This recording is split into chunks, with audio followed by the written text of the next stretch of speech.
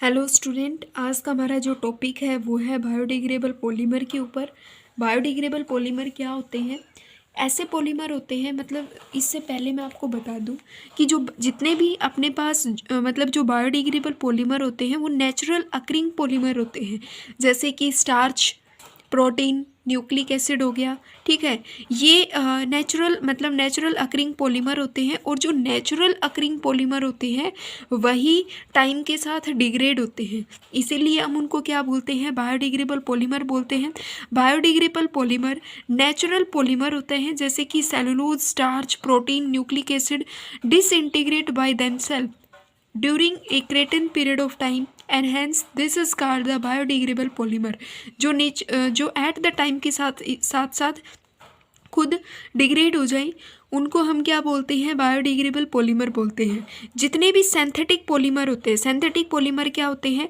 जो man made polymer होते हैं, do not disintegrate by themselves over period of time and hence this is called the non biodegradable polymer, उन्हें हम बोलते हैं। अब हमें एक एग्जांपल से समझो, जैसे कि फॉर एग्जांपल लीफ है। आपने एक लीफ बनाया आर्टिफिशियल और एक लीफ आपने लिया नेचर से, तो दोनों में से कौन सा सबसे पहले डिग्रेड होगा? तो जो नेचुरल अकरिंग लीफ है वो सबसे पहले डिग्रेड होगी as compare to your synthetic made leaf से, क्योंकि सिंथेटिक जो चीज़ें होती हैं वो मैन मेड होती हैं। और मैन मेड क्या करता है कि उस चीज़ के अंदर स्टिफनेस प्रोवाइड करने के लिए, उसको लॉन्ग लास्टिंग प्रॉपर्टी प्रोवाइड करने के लिए उसके अंदर कुछ ना कुछ नया ऐड करता है जो डिग्रेड ना हो एट द टाइम के साथ। इसलिए सिंथेटिक जितने भी चीज़ें होती हैं, सिंथेटिक जितना भी मटेरियल होता है वो डिग्रेड मतलब कुछ कंडीशंस में ओनली फॉर 20% ही अपने आप से डिग्रेड होते हैं, वरना वो डिग्रेड नहीं होते हैं। ठीक है, सिंथेटिक पॉलीमर जो होते हैं, ऐसे पॉलीमर होते हैं do not disintegrate by themselves over period of time and hence this is called the non biodegradable polymer, उन्हें हम बोलते हैं। अब दूसरा प्रोसेस ये आता है कि बायोडिग्रेडेबल पॉलीमर की हमें जरूरत क्यों होती है, हम इनका यूज़ कहाँ पे करते हैं। जैसे कि बायोडिग्रेडेबल पॉलीमर का एक सबसे कॉमन सा एग्जाम्पल है। अगर बायोडिग्रेडेबल पॉलीमर आपने आपके माइंड में एक क्वेश्चन अराइज हुआ होगा कि कभी भी आपको एक मेडिसिन लेनी पड़ी होगी, मतलब आपने कभी देखा होगा कि एक कैप्सूल आता है। ठीक है, वेरियस टाइप के कैप्सूल आते हैं, जैसे कि विटामिन ई का कैप्सूल हो गया। ऐसे ही कुछ कैप्सूल ऐसे होते हैं जिनको हम डायरेक्ट बॉडी के अंदर इनटेक करते हैं, और फिर भी हमें क्या लगता है कि उस कैप्सूल अंदर तो उसके क्या होती है? मेडिसिन होती है। और उस मेडिसिन को कवर किया हुआ जो कवर होता है उसको हम हमें वो कैसा लगता है कि हमें लगता है कि लाइक वो कोई प्लास्टिक का कवर है। ठीक है, प्लास्टिक का लगता है, पर हमारी बॉडी के अंदर जाने के बाद ये हमारी बॉडी में कोई भी हार्मफुल इफेक्ट नहीं प्रोवाइड करता है। क्यों? क्योंकि ये जो कैप्सूल की जो कवरिंग है वो बायोडिग्रेडेबल पॉलीमर से बनी होती है, जो मेडिसिन को अंदर से कवर करके रखती है, मतलब इसके अंदर मेडिसिन को भरा जाता है। ठीक है, जैसे ही ये कैप्सूल हमारी बॉडी के अंदर जाता है तो मेडिसिन अलग हो जाती है, और ये जो बायोडिग्रेडेबल पॉलीमर है ये डिग्रेड हो जाता है हमारी बॉडी के साथ। ठीक है, बॉडी में क्या हो जाता है? डिग्रेड हो जाता है, इसलिए इसका कोई भी हार्मफुल इफेक्ट जो है वो नहीं होता है, और हमें मेडिसिन भी प्रोवाइड होती है। तो सबसे बड़ा एग्जाम्पल होता है बायोडिग्रेडेबल पॉलीमर का, वो ये है कि बायोडिग्रेडेबल पॉलीमर का यूज हम किसी भी मेडिसिन को कवर करने के लिए भी कर सकते हैं। दूसरा, आपने एग्जाम्पल देखा होगा, एक एग्जाम्पल और देख लो।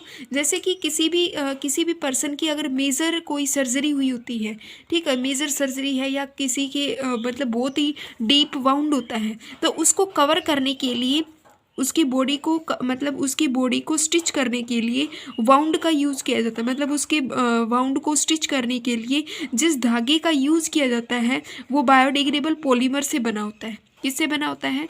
वो जो स्टिचिंग थ्रेड होती है वो बायोडिग्रेडेबल पॉलीमर से बनी होती है। किससे बनी होती है? बायोडिग्रेडेबल पॉलीमर से बनी होती है। ठीक है।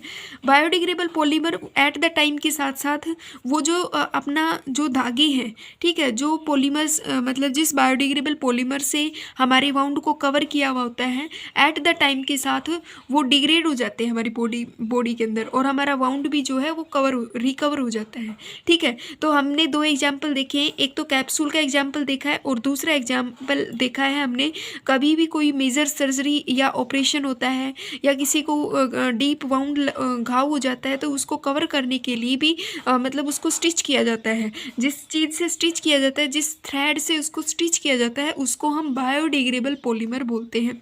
नेक्स्ट पॉइंट यहाँ पे ये आता है कि बायोडिग्रेडेबल पॉलीमर कितने टाइप्स के हैं। अब सबसे इम्पोर्टेंट चीज़ स्टार्ट होती है।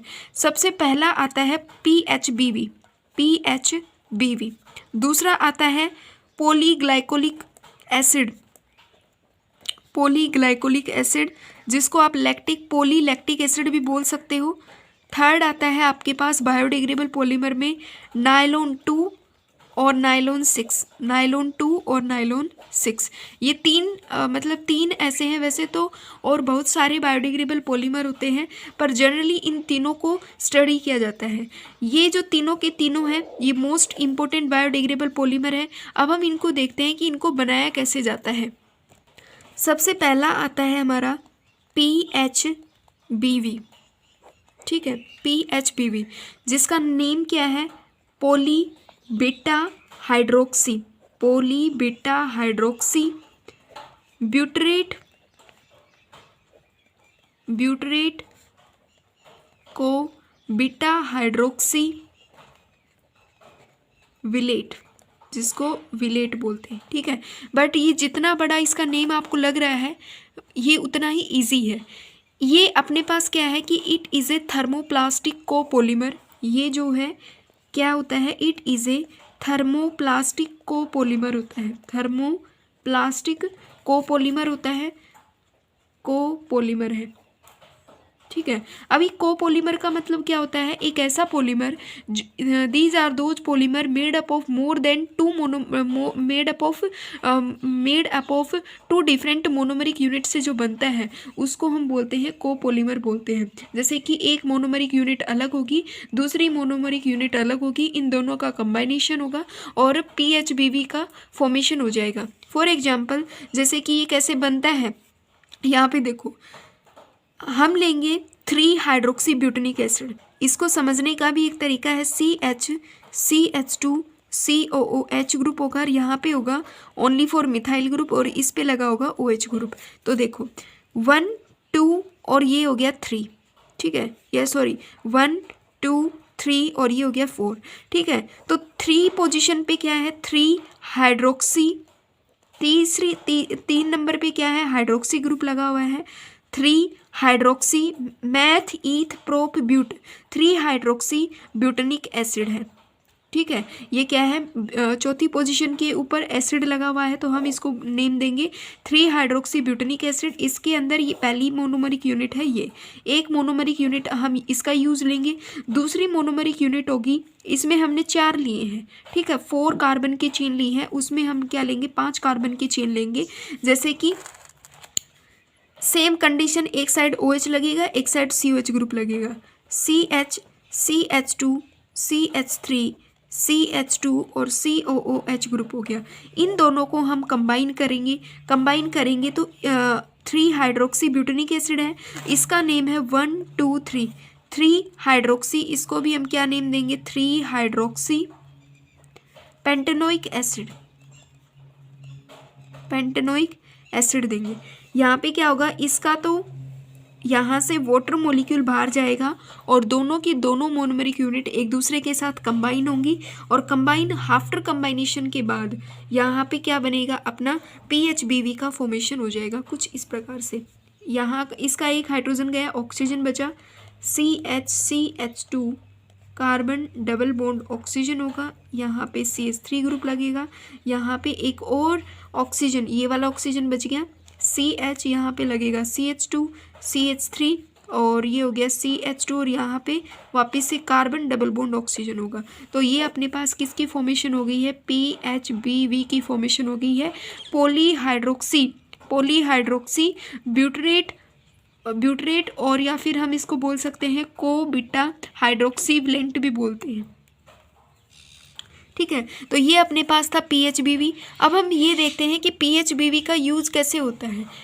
इसका use specially packing of the orthopaedic device, मतलब इसको हम किसी भी ड्रग्स को कवर करने के लिए, जैसे कि जो मेडिसिन आती है, मेडिसिन को इंक्लोज करने के लिए, मेडिसिन होती है अंदर और उसको इंक्लोज किया जाता है बाहर कैप्सूल से कवर किया जाता है। अब जैसे ही हम उस कैप्सूल को हमारे बॉडी के अंदर लेते हैं, ठीक है, तो पॉलीमर जो कैप्सूल की जो कवरिंग होती है ना, वो किससे बनी होती है, बायोडिग्रेडेबल पॉलीमर से बनी होती है। वो पॉलीमर डिग्रेड हो जाएगा हमारी बॉडी के अंदर, ठीक है, डिग्रेड हो जाएगा। PHBV undergo bacterial degradation of the environment के अंदर भी जाता है, ठीक है, bacterial degradation of the environment. Next हमारा आता है पॉलीग्लाइकोलिक एसिड। नेक्स्ट अपना क्या आता है, पॉलीग्लाइकोलिक एसिड क्या होता है,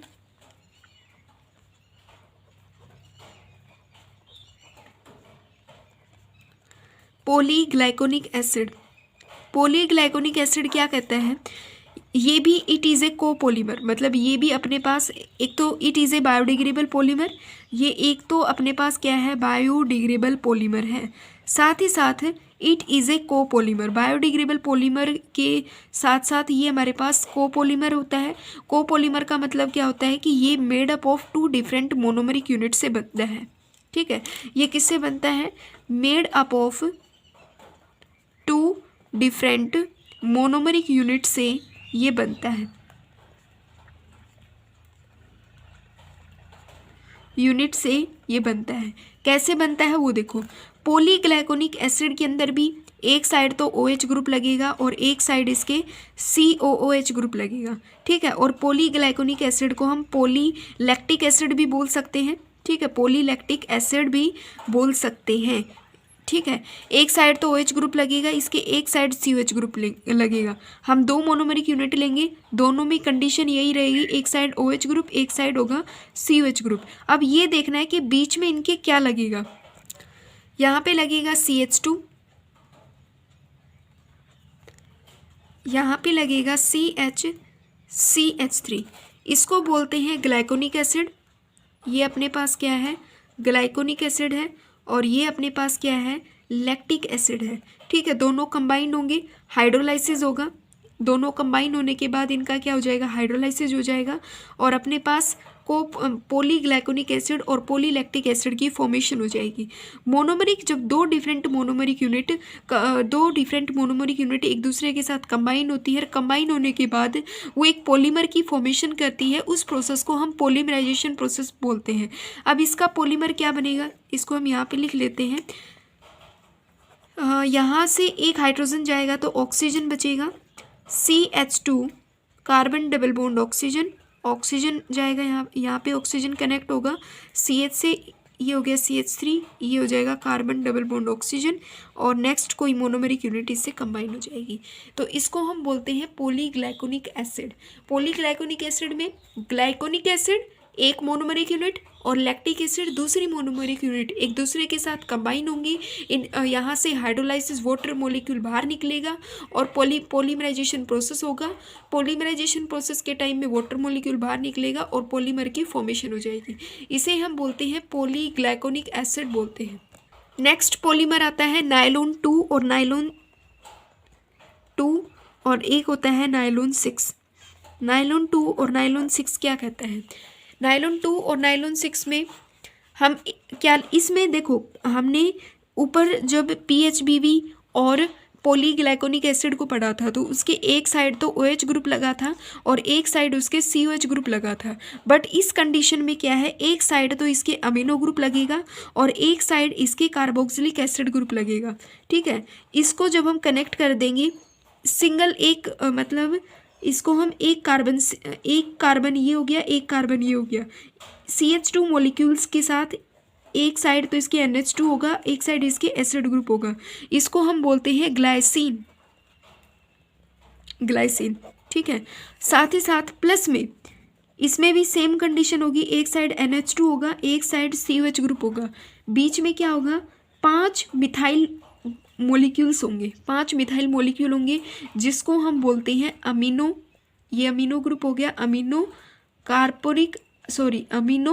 कार्पोआइनिक एसिड इसे हम बोलते हैं। अमीनो कार्बोनिक एसिड होगा, यहाँ से क्या होगा, वाटर मॉलिक्यूल बाहर निकल जाएगा, ठीक है। वाटर मॉलिक्यूल बाहर निकलने के बाद NH बचेगा, यहाँ से एक हाइड्रोजन चला गया, NH बच गया, CH2, C ऑक्सीजन, यहाँ पे हो गया नाइट्रोजन हाइड्रोजन, और ये हो गया CH2 5 और कार्बन डबल बॉन्ड ऑक्सीजन, और ये ग्रुप। ये अपने पास कौन सा पॉलीमर बन गया है, नायलॉन 2 और नायलॉन 6 वाला पॉलीमर बन चुका है, ठीक है। अब दूसरा यहाँ पे ये आता है कि पॉलीग्लाइकोनिक एसिड जो होता है ना, ये एक ऐसा पॉलीमर होता है, this was the first biodegradable polyester जिसका यूज किया जाता है Stitcher for stitching wound after operation. जैसे कि जो पॉलीग्लाइकोनिक एसिड है उसका यूज किया जाता है किसी भी स्टिच को, वाउंड को मतलब स्टिच उसको सीलने के लिए, मतलब घाव जो होता है ना उसको कवर करने के लिए जिस थ्रेड का यूज़ किया जाता है वो बायोडिग्रेडेबल थ्रेड होती है। पॉलीमर डिग्रेड हो जाता है within the body in about week time, कुछ वीक्स में। मतलब ये जो हमने जो मतलब स्टिच किया हुआ है हमारी बॉडी को, मतलब किसी भी आफ्टर कोई डीप वाउंड के बाद, तो वो डिग्रेड हो जाते हैं हमारी बॉडी के साथ साथ कुछ मतलब सप्ताह में ही, ठीक है। तो ये जो बायोडिग्रेडेबल पॉलीमर होते हैं ये नॉन टॉक्सिन होते हैं, ठीक है, नॉन टॉक्सिन मोलिक्यूल्स के अंदर ही आते हैं। और नायलॉन 2, और ये हमारे पास नायलॉन 2 है और नायलॉन 6 है। I hope this was clear to you. Please like, share and subscribe to my this channel. Thank you very much.